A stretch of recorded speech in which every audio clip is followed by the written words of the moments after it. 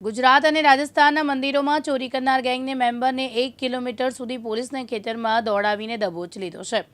LCB પોલીસને દાહોદના થોડા દિવસ અગાઉ સોમેશ્વર મહાદેવ મંદિર તેમજ રાજસ્થાનના 2 જૈન મંદિર અને રાધાકૃષ્ણ મંદિરના એક ઘરમાં થયેલ ગરફોડ ચોરીના ગુનામાં સંડોવાયેલો આરોપી રાજેશ ઉર્ફે રાજી લાલા ભાભોરને તેના રહેણાંક વિસ્તારમાં હોવાની બાતમી મળી। બાતમીના આધારે પોલીસે તેના રહેણાંક વિસ્તારમાં અલગ અલગ ટીમો ગોઠવી દીધી, જે બાદ આરોપીને પકડવાનો પ્રયાસ હાથ ધર્યો। આરોપી પોતાના ઘરે હાજર હતો તે દરમિયાન પોલીસ આવી હોવાની જાણ થતાં તે ભાગવા લાગ્યો। પોલીસે ડ્રોન મારફતે ખેતરોમાં તપાસ હાથ ધરી। દરમિયાન પોલીસે આરોપીનો ખેતરોમાં 1 કિલોમીટર જેટલો પીછો કરી તેને પકડી પાડ્યો।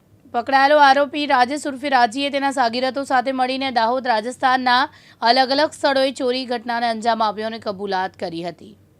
રાજસ્થાનના અલગ અલગ જૈન મંદિરોમાં વારંવાર ચોરીઓની ઘટનાઓ સામે આવેલી। એ ઉપરાંત દાહોદ જિલ્લાના લીંબડી ખાતે સોમેશ્વર મંદિરમાં પણ એક ચોરીનો બનાવ ચાલુ મહિને બનવા પામેલ હતો। આમ રાજસ્થાનની 3 મંદિર ચોરી, જેમાં 2 જૈન મંદિર, એક રાધાકૃષ્ણ મંદિર અને એક દાહોદનું શિવ મંદિર, આ બધી ચોરીઓ ઉપર દાહોદ જિલ્લા પોલીસે ટેકનિકલ એનાલિસિસ અને હ્યુમન ઇન્ટેલિજન્સની મદદથી કામ કરેલું, જેમાં સીસીટીવી ફૂટેજ રાજસ્થાનના મળતા એક વ્યક્તિ આઈડેન્ટિફાઈડ થયેલો, જેનું નામ રાજેશ લાલા ડામોર છે।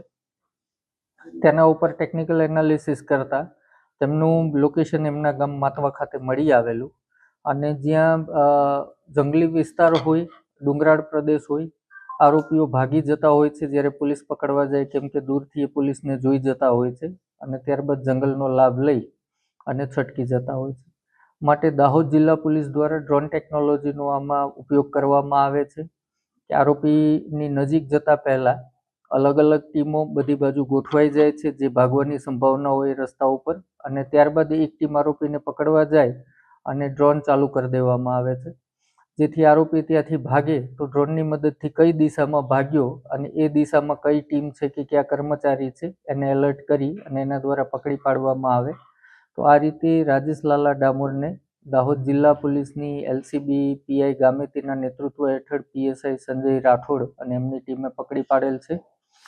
આમાં લીંબડી ખાતેનો સોમેશ્વર મંદિર ચોરીનો બનાવ, બાંસવાડા કલિંજર ખાતે જૈન મંદિર ચોરી, એ જ રીતે બાંસવાડા સદર ખાતે દિગંબર જૈન મંદિર ચોરી, બાંસવાડા કસારવાડી ખાતે રાધાકૃષ્ણ મંદિર ચોરી, અને બાંસવાડા અર્થુના પોલીસ સ્ટેશનમાં એક જૈન વ્યાપારીના ઘરમાં કરેલી ગરફોડ ચોરી। આમ હાલ 5 ગુનાનો ભેદ ઉકેલાયેલ છે।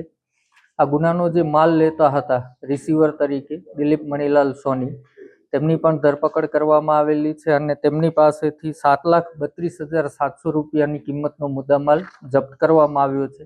આરોપીનો ગુનાહિત ઇતિહાસ જોઈએ તો રાજેશ લાલા ડામોર અગાઉ 10 જેટલા ઘરફોડીના ગુનાઓમાં અલગ અલગ જિલ્લાઓમાં એમની ધરપકડ થયેલી છે, અને દિલીપ મણીલાલ સોની 16 ગુનાઓમાં પકડાયેલો છે, જે પૈકી એને અમરેલીમાં પાસા પણ થયેલી। નિહલ શાહ, દિવ્યાંગ ન્યૂઝ, દાહોદ।